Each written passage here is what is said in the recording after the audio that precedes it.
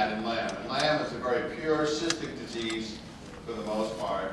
And so what you see is this. You see this is a fairly severe case where you have these holes throughout the lung everywhere, very diffuse. And again, this is a relatively severe patient who we ended up transplanting more than 2 decades ago at University of Michigan. Now sometimes these cysts can grow to a fairly large size. Again, this is a more extreme case.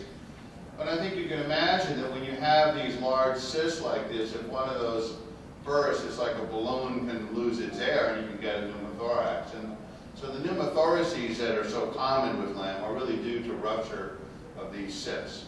This is just another example where what you see is just these small cysts.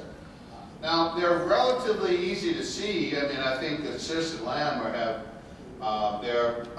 they're smooth and rounded, and in between the cysts, the lung looks totally normal. So here's one, I think, where you can definitely see lots of cysts, but much of the lung is quite normal. And we have some patients where they literally only have 3 or 4 or 5 cysts in each lung, and others that literally have hundreds. And I think that really is associated with more severe disease. So here's a patient that I follow who has really fairly diffuse cysts everywhere, and only has about 20% lung function.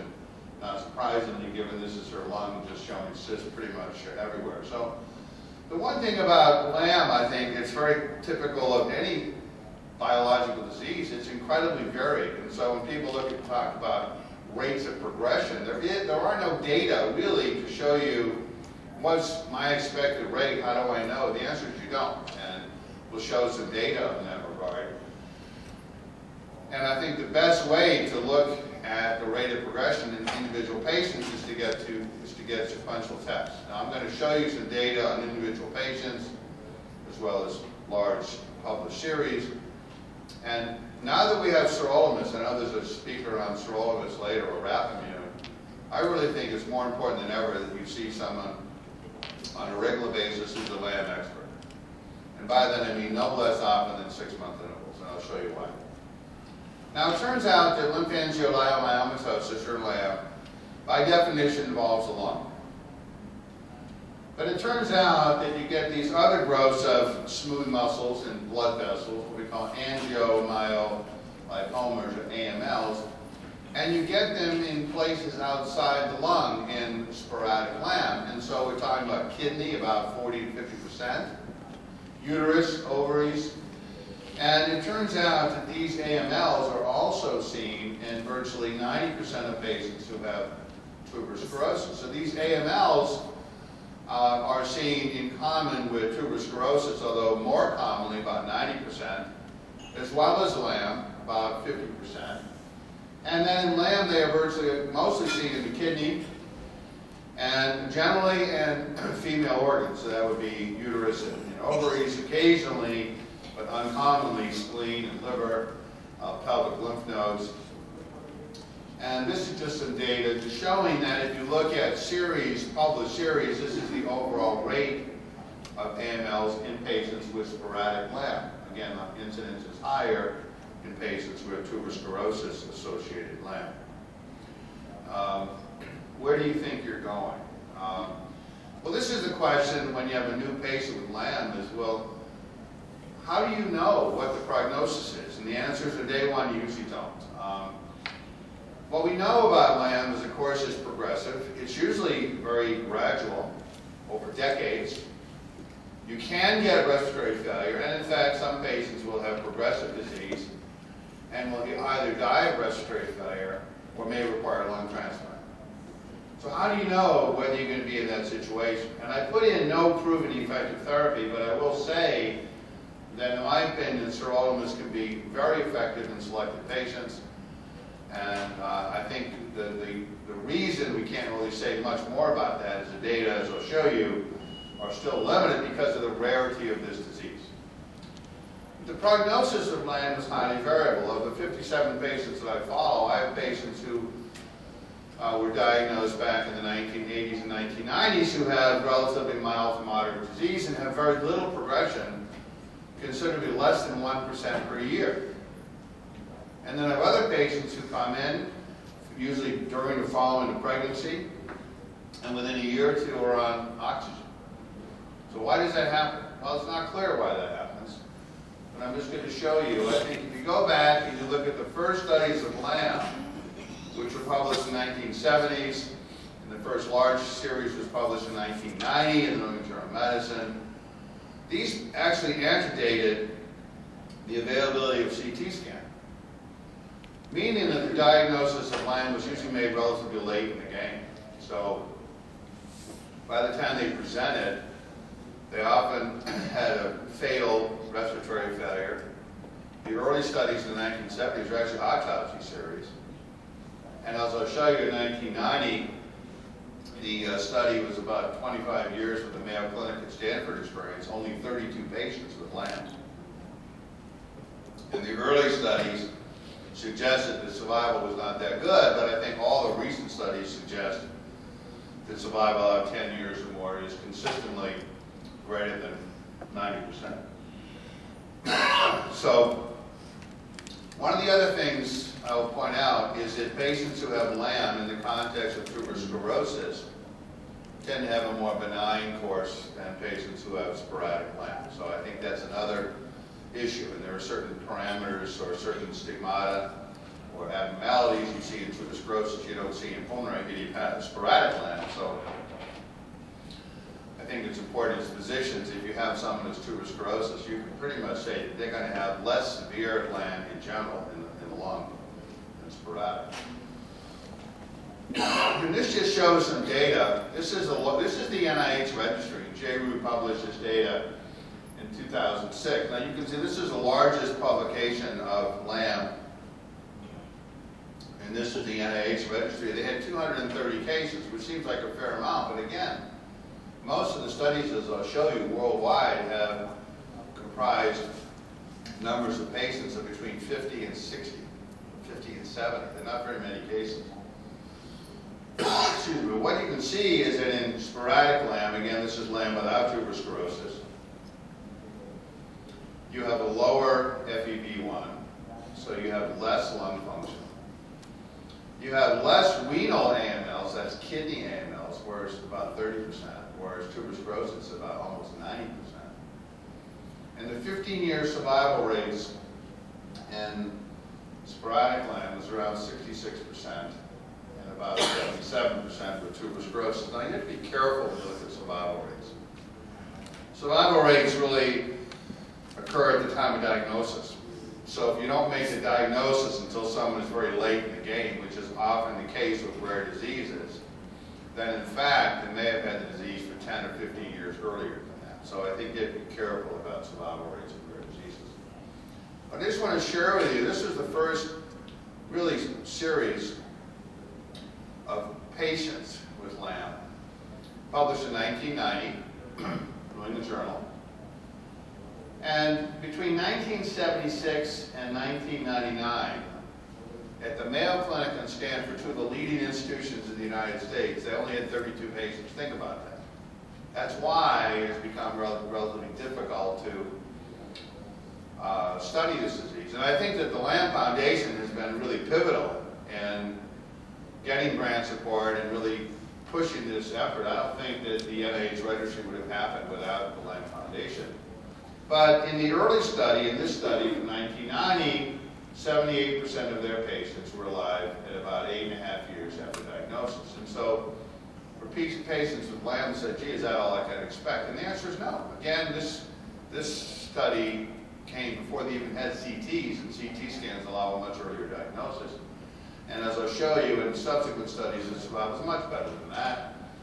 But again, this is one of the early studies, and this will be called a retrospective study. After the Mayo Clinic Stanford series was published, the Asian countries, Japan, Korea, Taiwan, went back over all their cases of LAM in those three countries, and they were able to get together only 46 patients, which at the time was the largest published series in the world. And they had only about 38% survival at 8.5 years. So again, it looked like it wasn't that good, but watch out, Maurice, it may be a trap. The bottom line is those studies really looked at patients who often came in late in the game, often in respiratory failure, and really are not relevant to patients who now come in as a new patient. So I'm going to show you very quickly some studies. This is from France. Now recognize that this was 1999. 69 patients with LAM. That's the entire country of France. That is all the cases they could find in France over a period of over 15, 20 years. 69 patients. So you can see how it's hard to study this disease. But they had a 5-year survival of 91%. They had a 15-year survival of 71%. Of course, survival counts, I mean, deaths from anything. If you get hit by a bus, it's, you know, you die or whatever. So bottom line is that the survival rates certainly have improved compared to what the initial studies. And this is a study from the UK. This is all of the patients in the UK from the registry. And again, they only had 57 patients with LAM from 1995 to 2003 in the UK. 10-year survival from the onset of symptoms was 91%. So if you look at both of those cohorts, you look at now 10-year survival rates, you're talking somewhere between about 80 and 90+%. If you look at the US data, this is the data from the NIH cohort, 227 cases, same survival, over 90%, whether or not they had a pneumothorax or not. So 91% if they had pneumo, 92% if they didn't, so really no effect. And this is 15-year survival.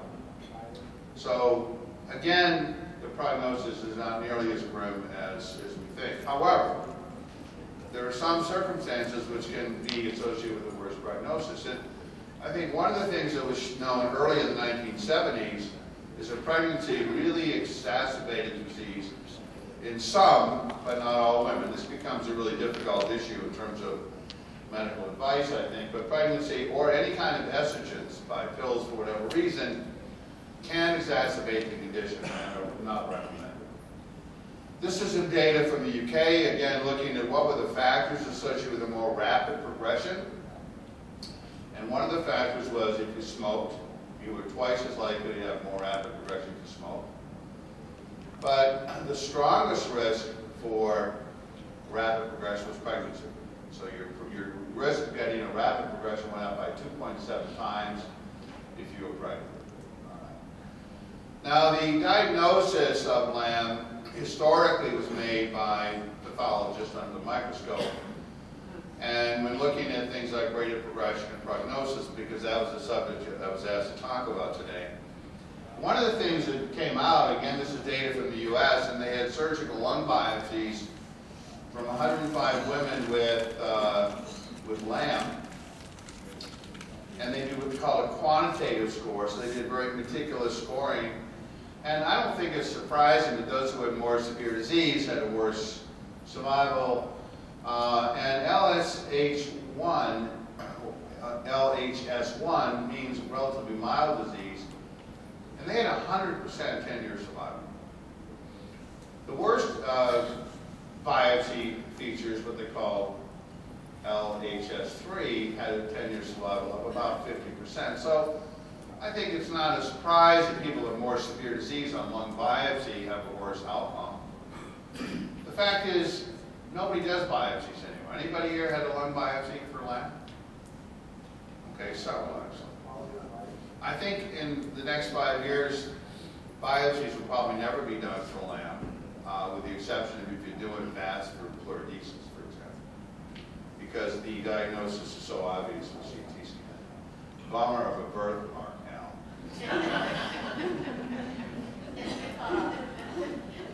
Well, some of the things you want to monitor is you want to monitor those aspects of your lung. And you can't run around getting CT scans every week or month because of the radiation impact. But I think CT scans are without any question the best imaging modality of patients who have LAM. Pulmonary function tests are easy. Sometimes they're difficult for the patient to perform, but there's no radiation effect. There's really no downside. And a very simple parameter, the FEV1, which can be done in physicians' offices, is highly predictive of outcome. Now, in addition to CT scans of the chest, we do recommend imaging of the abdomen and pelvis to look for AMLs, these smooth muscle proliferations, in the abdomen or in the pelvis or uterus. And so, generally, in my first if I have a new patient, I do get a pelvic abdominal CT scan early in the course. If they don't have something on abdominal CT, I don't repeat it. I will use follow-up ultrasounds, which are no radiation. Or if they have a single lesion like a renal AML, which we often see, you can image it by ultrasound. I use the ultrasound rather than CT, but CT is a better test. It just is radiation. And then in terms of the lung function parameters, there's really only two parameters that I think are relevant. I mean, there's a lot of fancy stuff you can do, but I don't think it really helps. And the FEV1 is a very simple test. It just is how much volume you can get out in 1 second. And it's very reproducible in the individual patients. And the other one is what's called the FVC, or the forced vital capacity. And so all the studies, from the Miles trials and else, will always look at FEV1 and FVC. So I'm sure, how many of you are familiar with the FEV1, at least when you've seen it? Yeah, I mean, you're all sure. Okay, now this is the mean annual decline. This is data from the NIH registry. This is the largest data set that's ever been published in LAM. And delta means change, and this is mean annual change in FEV1, or mean annual change in DLCO. And you can see that this large cohort in NIH, and the average change in the FEV1 was 1.7% per year. It's not very much, because when you do an FEV1 in a physician's office or in a hospital, you can see rates of difference from just day to day of 4 or 5%. So it's hard clinically as a doctor to know, does 2% mean anything?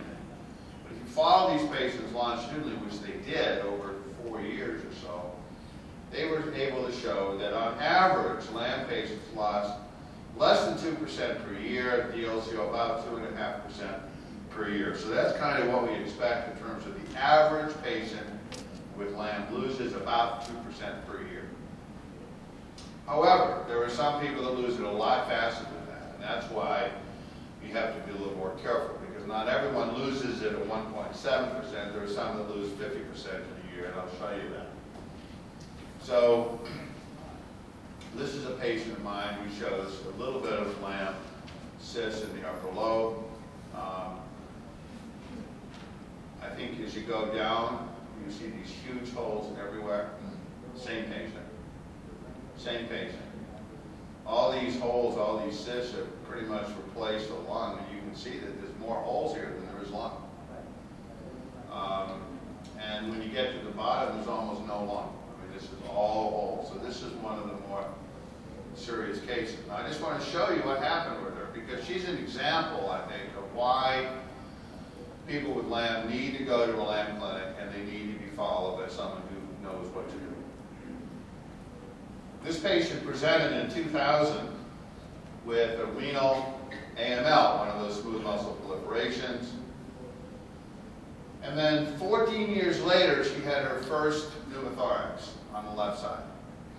Prolonged early, chest tubes for days, ended up getting a talochlorodesis, which, by the way, should be done early. I mean, if somebody has LAM and they have a pneumothorax and need a chest tube, you probably should do a bad stent, because they just leak and they leak and they leak. So if you're going to put a chest tube in, just do it and do a talochlorodesis right then. And then about 3 or 4 months later, she developed another pneumothorax, and again drained with a chest tube, so they did a talochlorodesis.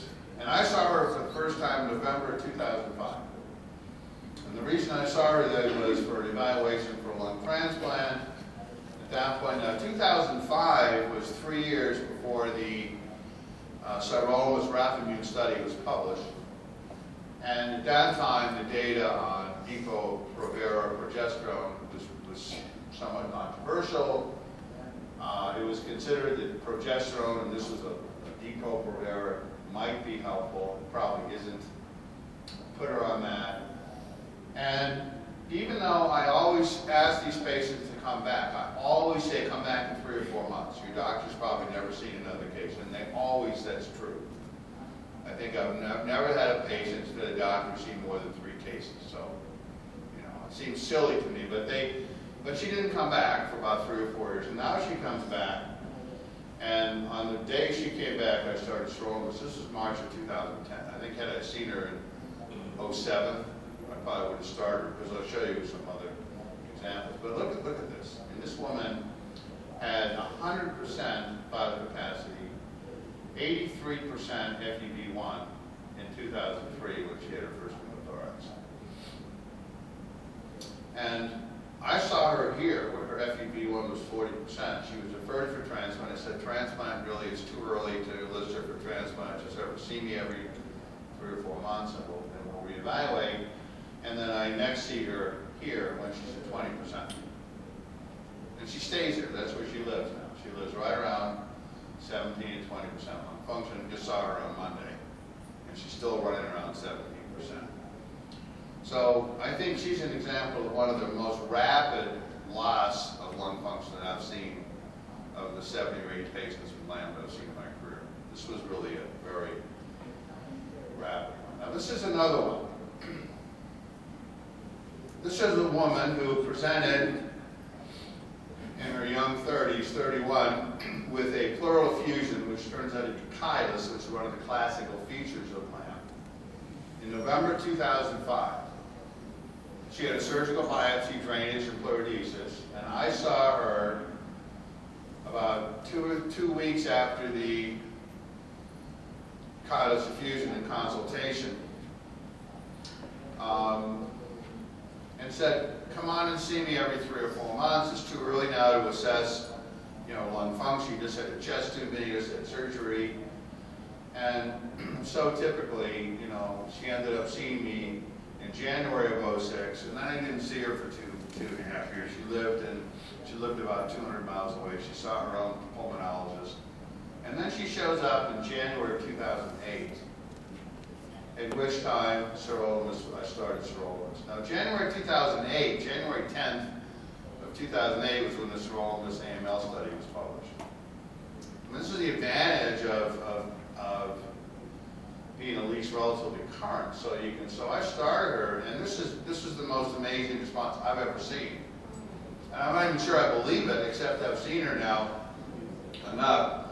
There's where I saw her to start. I saw her in 06. This data was from San Diego. I didn't see her then. But you can see her FEV1 was over 60%. And I saw her here. I hadn't seen her for a couple of years. And there she was now at about 44% FEV1. Huge drop. So that day I said, that's it. We have this study which has just been published. We're going to put you on sirolimus. And amazing. This is the most dramatic response I've ever seen in my career.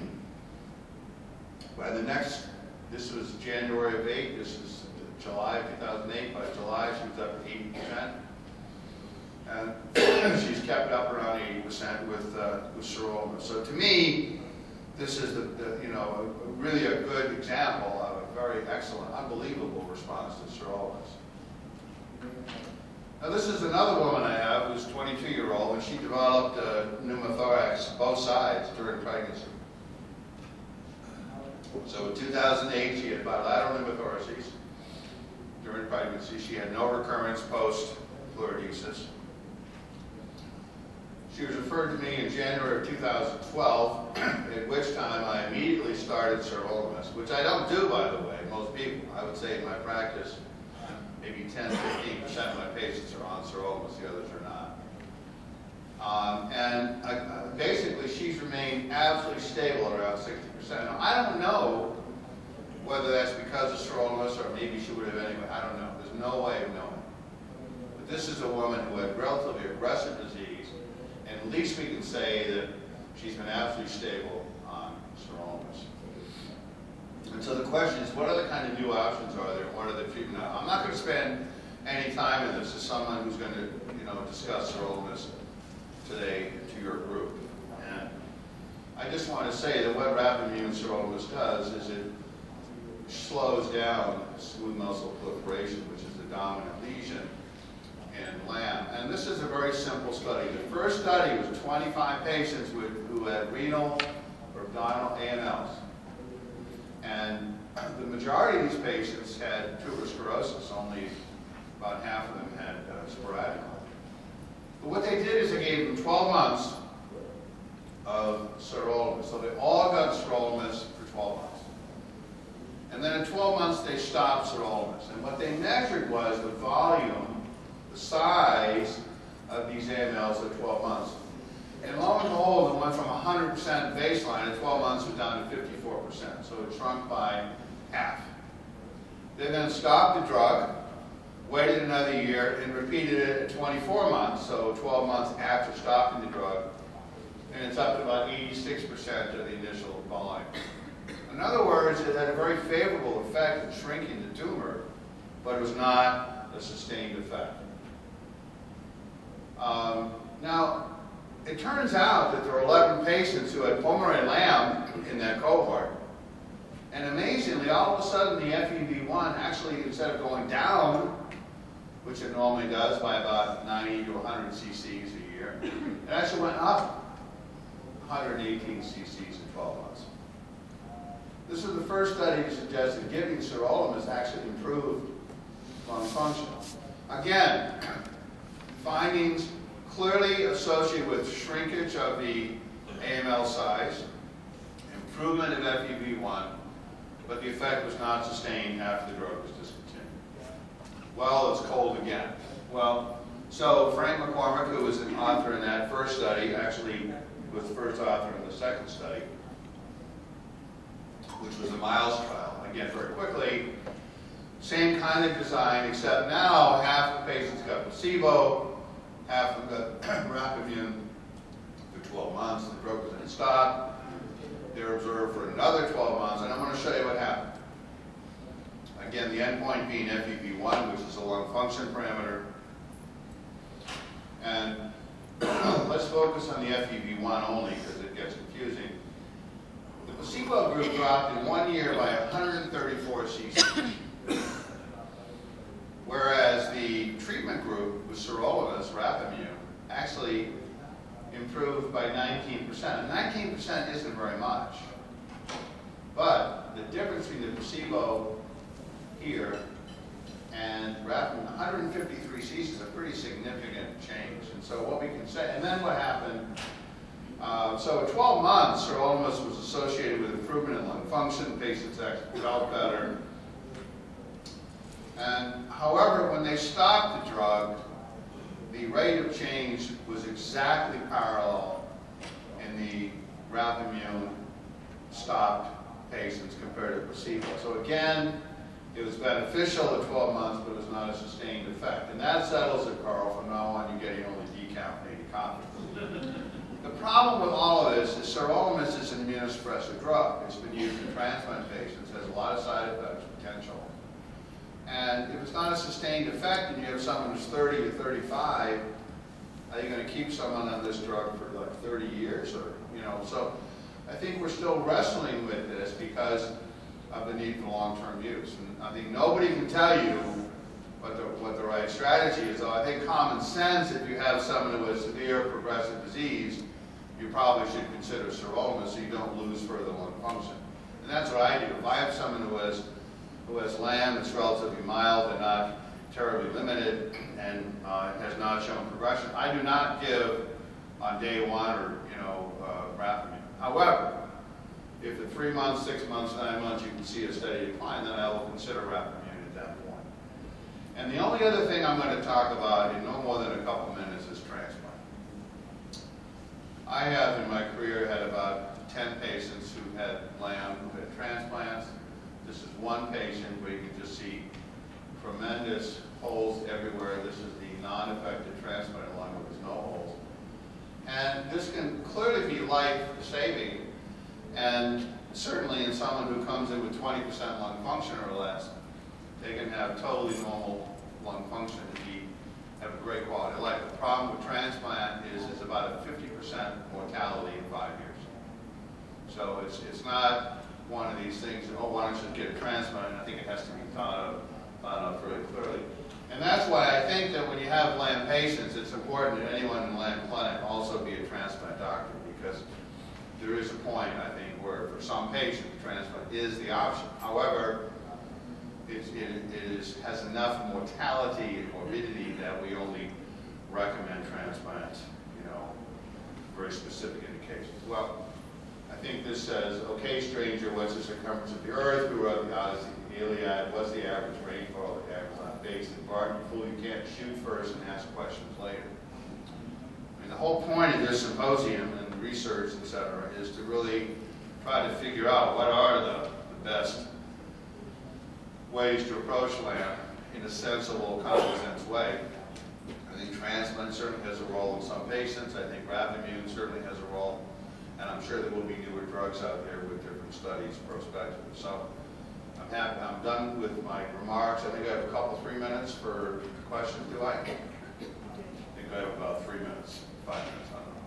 Yes. I had a couple questions. There was a slide that said progesterone at 2.2%. Is that an increase?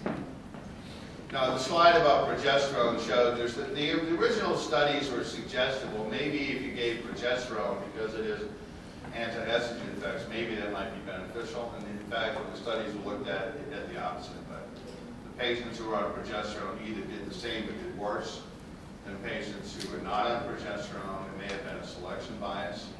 The study that I showed you looked at all comers who were on progesterone versus those who were not. And the odds-hazard ratio, 1 is no effect, less than 1 is benefit, more than 1 is harm, and the odds ratio for progesterone was over 2.2. So she was on an estrogen birth control, but they obviously switched her to now progesterone birth control. Is that the right way to be? Well, you need to have, obviously, excellent birth control because estrogen is really the worst thing. I think what we would say about progesterone is it probably doesn't do anything one way or the other. And I think when you look at retrospective studies, like people, because that's what that study was, about half were on progesterone because progesterone was recommended back in the 1990s. And you looked at those on progesterone, they actually did worse than those off. But it may be that the doctors selectively gave progesterone in the worst cases. So I think, and I have one patient from the 1980s who had an unequivocal response to progesterone. No question. She had large, multiple chylous effusions of the lungs, ascites, and this is like 1980s. And I put her on progesterone and it went away. It's the only one I can ever say that I absolutely think worked. The other ones that I've treated, I've never seen a response like that. So, you know, it's like anything else. I think some people are going to be a responder and some won't. So I think right now, I would say progesterone is, I mean, if it's an integral part of birth control pills, then it's okay. But if you use it because they say, let's try progesterone for lamb, I think that's a bit silly. I think that if you're going to use something for lambs, they're all this is drug used. Yes. You mentioned that sometimes AMLs are found in the uterus. Are they sometimes mistaken for fibroids? I think they probably could be. You know, I'm sure they are. You know, if you look at the reports from lung biopsies, for example, most of the time the people, the surgeons, when they describe it, it looks like emphysema. And oftentimes the lung biopsy reports say cystic changes that don't really comment if you're not looking for it. To look for lamb, you have to do specific HMB-45 staining, and if you don't think about it, you'll never do it. And so, and there's very few cases of lamb picked up, you know, say incidental fibroids. I mean, of women who have fibroids is very common. Again, lamb, you're talking about 6 cases per million, max. And of those, probably half of them might have, you know, incidental AMLs in the uterus. And most of the time, they're not really associated with pain. Most of the time, they're incidental findings. So there's no data on this. And there aren't enough cases that have, but I'm sure that's true. I'm sure that if you don't look and you don't do the biopsy, you don't do the HMB-45 staining, you probably miss it. Good point. Yes? So a fibroid in your uterus, do they just keep growing because they're... Well, fibroids can. Again, fibroids is not AMLs. Fibroids is totally different. It's a benign growth, and it can cause pain, and you know, so fibroids is common in women. It's a benign growth. It's not AML. It's has nothing to do with lamb. But if you have lamb, I mean, I had 35 surgeries with fibroids. I had to have hysterectomy when I was 24 years old. estrogen replacement, they actually think I had this when I had our son 38 years ago. Yeah. Because I'm not using the estrogen replacement on here, but the last 8 years, they know I definitely had this. Yeah, well, it's, And I had, well, I think that's true. I mean, I think most people who have LAM are misdiagnosed because, I mean, when you think about it, the average physician is never going to see a case in his or her career, ever. between my breast and my uterus was nonstop. I mean, you just never see it, so they don't recognize it. And I can understand why. I mean, if it's 6 per million, doctors don't see 200,000 patients, so they'll never see it. It's only one. So you can see why there's often a misdiagnosis. Yes? Hi, do you recommend follow-up CT scans after initial diagnosis? Yeah. For I used to do a CT scan initially, and if they have totally normal lung function or minimally abnormal, I repeat a CT at 1 year. If their pulmonary function tests remain normal, I may do it every 2 years. I don't do it a lot. I think CTs, I think we overestimate the negative effect of radiation. It's not that much, but I think the main thing you should do is you should do lung function tests. And if your lung function studies look like they're gaining a dip, I think a CT may corroborate that. And I think the same goes to the abdomen, so I always get an initial, just one-time CT of the abdomen and pelvis because it's much more accurate than the ultrasound.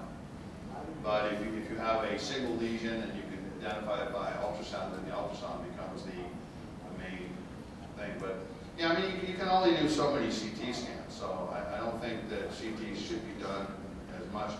But I really believe, and I've recommended this for years, and often the people who land, they come from 200 miles away, and well, can't my doctor do this? I say no. I mean, has your doctor ever seen a case other than you know? Well then, but they don't want to come back sometimes. So I think a minimum of every 6 month lung function should be done. For new patients, I usually say 4 months for the first year. That's pulmonary function test, lung function. Yes, your question.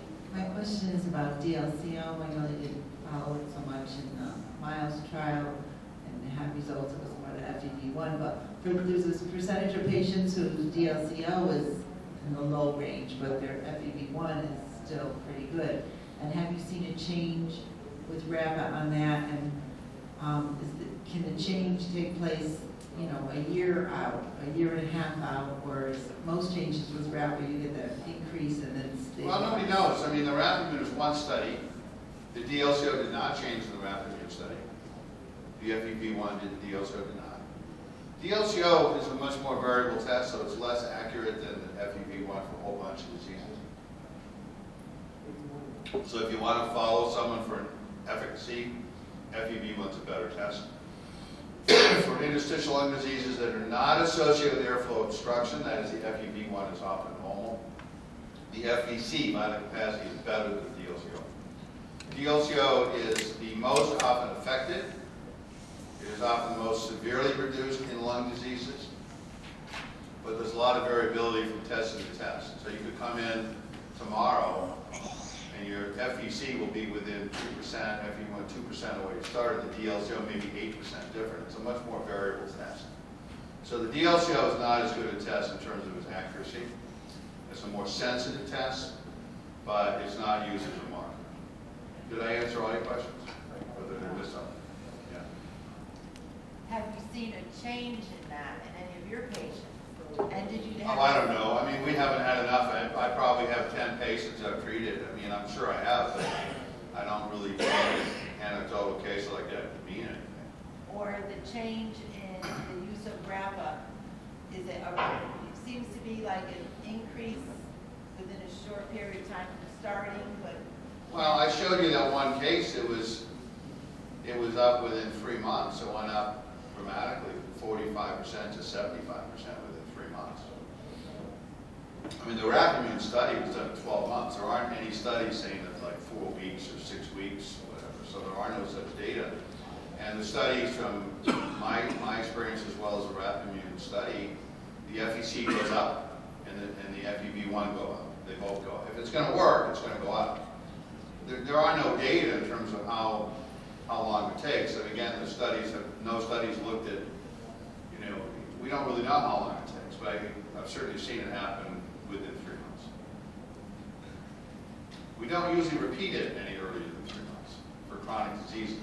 You know, when you use a drug like Rapamune, let's assume you did a test at a month and it's up. What are you going to do? You know, you're going to continue the drug. If it's not up in a month, what are you going to do? You're still going to continue the drug because it isn't long enough. So those studies are not available, and they never will be.